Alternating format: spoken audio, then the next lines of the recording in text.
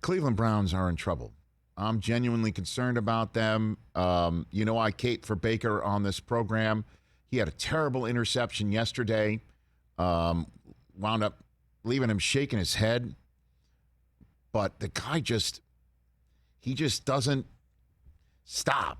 He doesn't stop. He's got a certain energy about him and a certain grittiness about him that if the wins come, he's going to be just a folk figure. He's going to be a folk figure there in Cleveland. But he just didn't play a clean game yesterday. He needed to play a clean game yesterday, and then he got cleaned up. It certainly doesn't help that there's no he's got 2 tackles down. He was Nick Chubb down. He's Jarvis Landry down.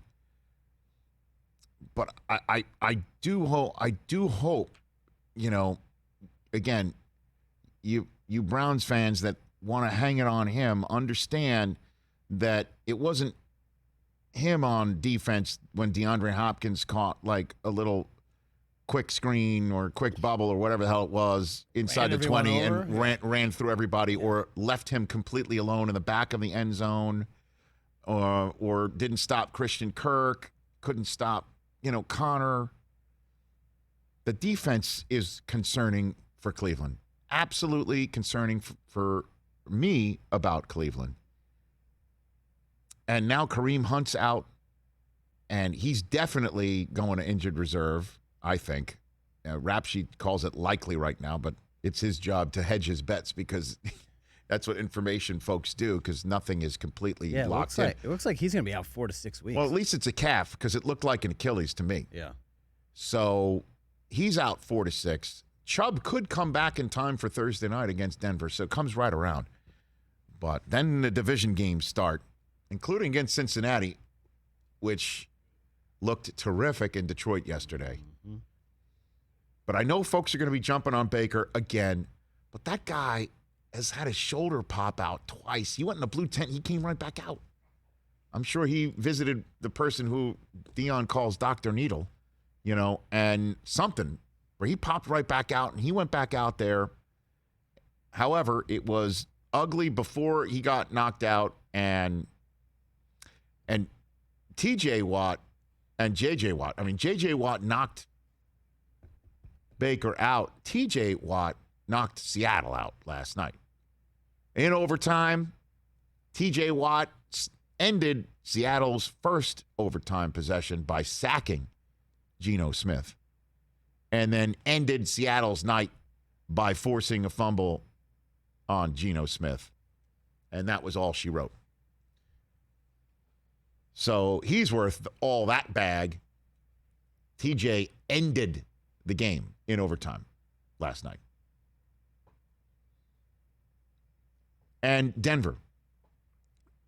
I feel bad doing this, but I'll do it anyway. I mean, I just got to speak the truth. Whoever is watching the video for Vic Fangio, whoever's in charge, whatever they're doing there for their replay process, because again, I watched the Raiders and the Broncos intently because I wanted to see how the Raiders were going to respond. And as I mentioned earlier in the show, it was one of the most impressive wins I've seen in a long time. Definitely the most impressive win of week 6 to me. But twice, Vic Fangio, he threw a challenge flag. His first of the season, which is good, because if this is the way it goes in Denver, they've got a long way to go to button this thing up. Twice he threw challenge flags on something that you could already see was not going to go Denver's way if he threw a challenge flag. Twice he threw one. One where Denver didn't have a touchdown in the back of the end zone on offense. And it's just like, okay, clearly that foot's out of bounds. Out comes a flag. Yeah. After further review, there's no touchdown. I could have told you that. Honestly. Then he did it again on what, was ruled not a catch, and he throws flag, whoop, comes out. Oh, yep, I could have told you that going to break. And I'm like, why do these coaches I don't know how. There's no excuse to throw a challenge flag on something that's already established on the screen that it will not work out for you. There's no excuse for it with pause buttons and 4K and high definition and DVRs. I told Mariucci if he ever went back to coaching that he's got to let me handle the setup on who tells him what to challenge and how. Put it in the hands of a television expert. Let me do it. I'll come to a preseason game and I'll check on your whole protocol. But honestly, I'm like, are they using a fuzzy television set with rabbit ears? Did they not have? Is it standard def? Yeah, 4x3 standard def, Is that what it is? black and white. Because there's no excuse for it. Betamax. There's zero excuse for you throwing a challenge flag on something that's already been established for anybody sitting on their ass on the couch like me can see. I couldn't believe that both challenge flags come out like that. There's no excuse for it. 8442, and I feel bad for whoever, like, oh God, I'm just sitting here watching TV. I got a remote control. But I thought I was out of line of fire. Well, no. And if you're a head coach and you're throwing a challenge flag out of like, I really wanted that touchdown, maybe I'll get it.